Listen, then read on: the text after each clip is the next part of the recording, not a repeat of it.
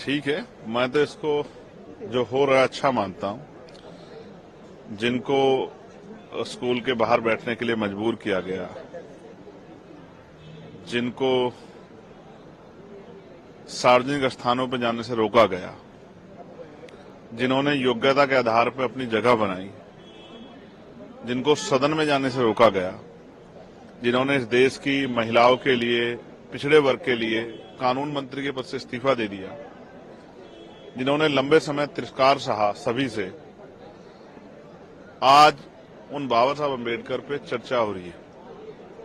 क्योंकि ये चर्चा पार्लियामेंट से शुरू हुई है, तो देश के अंतिम व्यक्ति को जो टीवी देखता है, सोशल मीडिया देखता है, जो अपने क्षेत्र के नेताओं से जुड़ा हुआ है, सबको आज बाबा साहब अम्बेडकर के बारे में जानने का मौका मिल रहा है। इस एक विवाद ने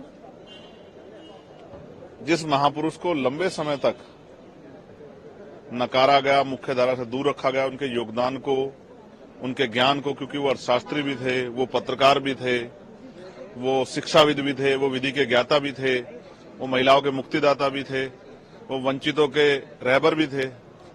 जिस तरह से उनको, उनके योगदान को नकारा गया, उस योगदान पे आज चर्चा हो रही है। मैं बड़ा खुश हूं कि ये चर्चा और हो, और मैं तो आज देश के प्रधानमंत्री से मांग करता हूं कि अगर भारतीय जनता पार्टी सच में बाबा साहब अम्बेडकर का दिल से सम्मान करती है तो उनके सपनों पर भी काम करे। उनके नाम पर जो कमजोर वर्गों के गांव, दलित पिछड़ों के, आदिवासियों के, उनको अम्बेडकर ग्राम घोषित करें, उनमें सुख सुविधाएं दें। उच्च शिक्षा में scholarship schedule caste, schedule tribe, backward के लोगों को दे। बहुत सारी जो है उनकी इच्छाएं थी कमजोर वर्गों को लेकर, महिलाओं की सुरक्षा को लेकर, उनकी तरक्की के रास्ते खोले। जो आरक्षण से लेकर तमाम चीजें, बुनियादी अवसर जो हैं, जो वंचितों को मिलने हैं, उनको देने का काम करें।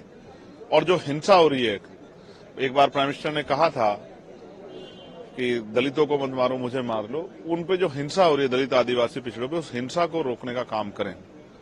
तब जाके शायद बाबा साहब अम्बेडकर को, क्योंकि बाबा साहब अम्बेडकर सिर्फ चित्र नहीं है, एक व्यक्तित्व है, एक चरित्र है, उस चरित्र पर भी काम करने का प्रयास करें।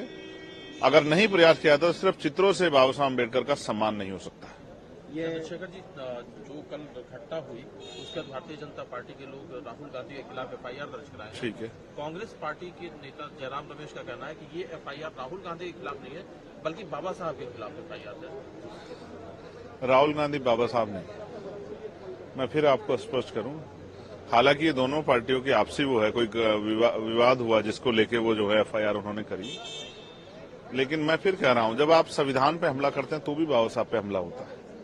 जब सरकारी इंस्टीट्यूशनों को आप खत्म करते हैं, जब आप ईडब्ल्यूएस लागू करते हैं तो भी बाबा साहब पे हमला होता है। जब आप फ्रीडम ऑफ स्पीच और फ्रीडम ऑफ एक्सप्रेशन का वायलेशन करते हैं तो भी बाबा साहब का अपमान होता है। और बाबा साहब ने कहा था, शायद आपके याद हो, मेरे याद है क्योंकि मैं उनका अनुयायी हूं, कि जब तक मेरे जाने के बाद मुझे मरा हुआ मत समझना, जब तक संविधान जिंदा मैं जिंदा।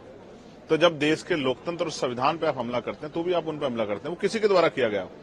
इसलिए मैं स्पष्ट रूप से कहना चाहता हूं कि हम भारतीय संविधान की रक्षा करेंगे और संविधान पे किसी भी तरह का हमला हम लोग बर्दाश्त नहीं करेंगे। इसके लिए हम लोग पार्लियामेंट में भी हैं और सड़कों पे भी हैं। ये जरूरी है कि चर्चा हो बाबा साहब अम्बेडकर पे, उनके विचारों पे, उनकी शिक्षाओं पे, उनके संघर्ष पे, क्योंकि उनके संघर्ष से आज बहुत सारे लोगों को मौका मिला है।